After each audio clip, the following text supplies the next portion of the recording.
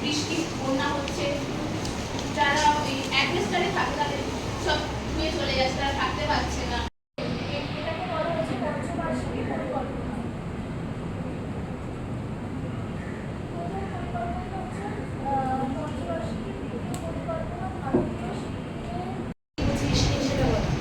ইন্ডিয়ার ইকোনমিকে স্টেবল করার জন্য নানান রকম নীতি নেওয়া হচ্ছে, যেমন পঞ্চবার্ষিকী নীতি, এলপিজি সংরক্ষণ, তারপরে গ্লোবালাইজেশন, তারপরে কৃষি বিদ্রোহ হয়েছিল। এগুলো করে মানে নানান রকম পরিকল্পনা করে ইন্ডিয়ান ইকোনমিকে স্টেবল করার চেষ্টা করা হয়েছে। আর ওর কাছে কোনো প্রশ্ন আছে?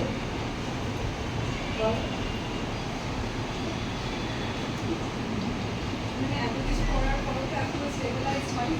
আরে আর কি করা যায় সেটাই প্রশ্ন। ও বলছে অনেক কিছু করা হয়েছে, তো তোর কি মনে হয়? যা মনে হয় তাই কর।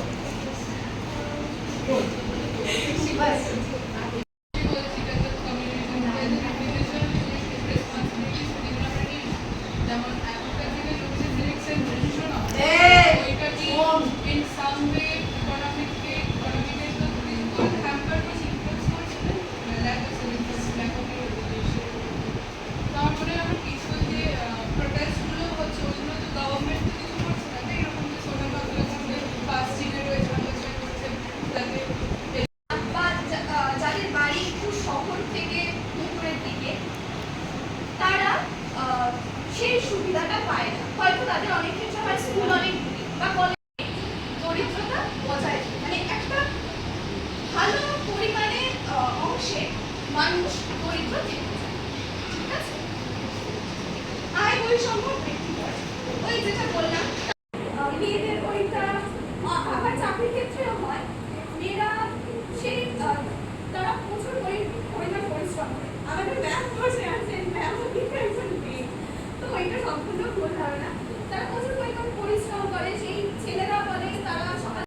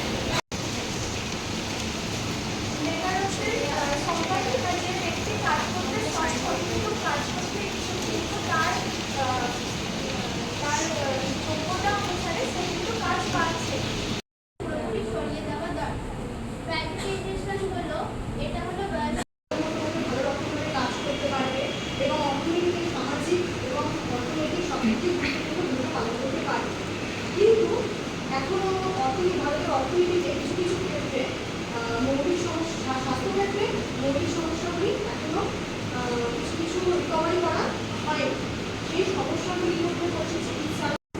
এটা মানে বোঝাতে চাইছে সংক্রামক রোগগুলো একটি মানুষের থেকে আরেকটি মানুষের মধ্যে যে সমস্ত রোগগুলো খুব দ্রুত ছড়িয়ে পড়ে, এই যেমন ধরো টিবি মানে যক্ষা, তারপরে হচ্ছে গিয়ে ম্যালেরিয়া, ডেঙ্গু ইত্যাদি ধরনের সমস্ত রোগগুলো খুব তাড়াতাড়ি মানুষের মধ্যে ছড়িয়ে পড়ে। এইগুলি দূর করার জন্য বিশুদ্ধ স্যানিটাইজার নিতে হবে, বিশুদ্ধ জল পান করতে হবে এবং পরিষ্কার পরিচ্ছন্নতা বজায় রাখতে হবে, যার ফলে এই রোগগুলিকে দূর করা সহজ হয়। নেক্সট হচ্ছে অসংক্রামক রোগ, নন কমিউনিকেবল ডিজিজ। অসংক্রামক রোগ বলতে এখানে বোঝানো হচ্ছে যে সমস্ত রোগগুলো একটা মানুষের থেকে আরেকটা মানুষের কাছে ছড়ায় না। যেমন এটা হচ্ছে গিয়ে ব্লাড প্রেশার, ধরো মানে উচ্চ রক্তচাপ যেটা বলছে, হার্টের সমস্যা, ডায়াবেটিস, মধুমেহ রোগ, এই সমস্ত রোগগুলি অসংক্রামক রোগ। অর্থাৎ এইগুলি কেন হচ্ছে? অস্বাস্থ্যকর খাদ্যাভ্যাস, যেমন উল্টোপাল্টা বাইরের খাওয়া দাওয়া, অস্বাস্থ্যকর খাদ্যাভ্যাস থেকে, তারপরে হচ্ছে গিয়ে ধরো হ্যাঁ মানে কী বলবো ওটাকে, একটা দেশের সব অঞ্চলে উন্নয়ন সমান পরিমাণে হয় না। কোনো কোনো অঞ্চল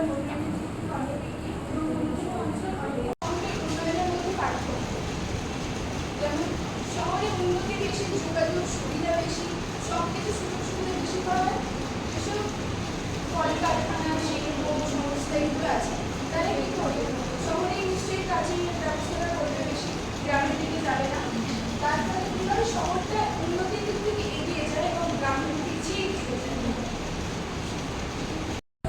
অনেক কোম্পানিও তো আসছে অনেক যারা আনএমপ্লয়েড আছে তারা কিন্তু কাজ পাচ্ছে যেহেতু অনেক কোম্পানি নতুন করে স্টার্ট হচ্ছে নতুন করে শুরু হচ্ছে সরকারি খাতে সংকোচ ও সংস্থা জনসংখ্যিত শিল্পক্ষেত্রের সংখ্যা 7টি থেকে কমে 8টি এবং পরে আরও সংযোগ করা হয় তার মানে একজন আগে 7টি শিল্প করতে পারতো কিন্তু এখন সেটা কমিয়ে 8টি করা হয়েছে পরে আরও সংযোগ করা হয়েছে হয়তো এখন সেটা 5 বা 6 আছে এটা হচ্ছে সরকারের শেয়ারকে বিক্রি করেছে সরকার যার ফলে কি হয়েছে কোম্পানিগুলো কম্পিটিশনের মধ্যে এসে গেছে যখন সরকার শেয়ার নিজে বিক্রি করবে তখন অনেক কোম্পানির শেয়ার আসবে সেখানে অনেক কম্পিটিশন হবে এটা এখানে বলা হয়েছে যেটাকে বলা হয়েছে ইনভেস্টমেন্ট ঠিক আছে প্রতিরক্ষা সরঞ্জাম ব্যয়ের ওই একই ওই যেগুলোর উপর সরকার নিয়ন্ত্রণ রেখেছে আর ফিসকাল ফাইন্যান্সিয়াল মানে যত রকম ফাইন্যান্সিয়াল এবার ফাইন্যান্সিয়াল সেক্টরের সাথে ফিসকাল সেক্টরের তফাৎ কি ফাইন্যান্সিয়াল সেক্টর যেমন ইন্স্যুরেন্স আর ব্যাংকিং এর দিকে দেখে ফিসকাল সেক্টর পুরো ওভারঅল দেখে না ফিসকাল সেক্টর রিফর্মস মানে হচ্ছে মডিফিকেশন কোথাও যেমন সবথেকে বড় মডিফিকেশন আছে জিএসটি যেটা আমি পরে আসবো কিভাবে তো এখানে কি কোয়ার্টার ফিসকাল সেক্টর রিফর্মস যেটা আমি বললাম fiscal sector reforms in India refers to the government's strategic measures to manage public revenue expenditure and debt.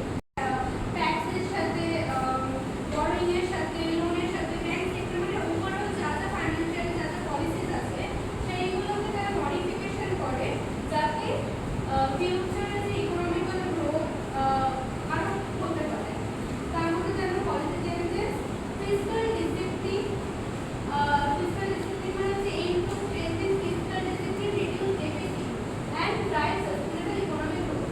So fiscal deficit টা কি যেখানে বলা আছে reduce deficit, deficit মানে বেশি কম, deficit মানে হচ্ছে কম, কিন্তু fiscal deficit মানে financial year deficit এর মানে কি?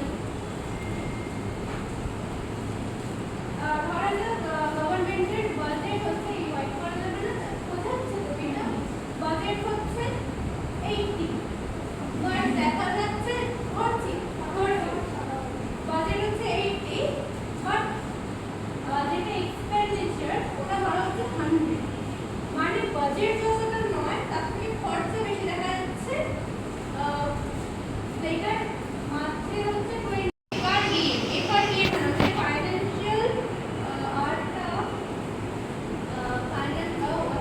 fiscal responsibilities and budget management যেটা 2003 তে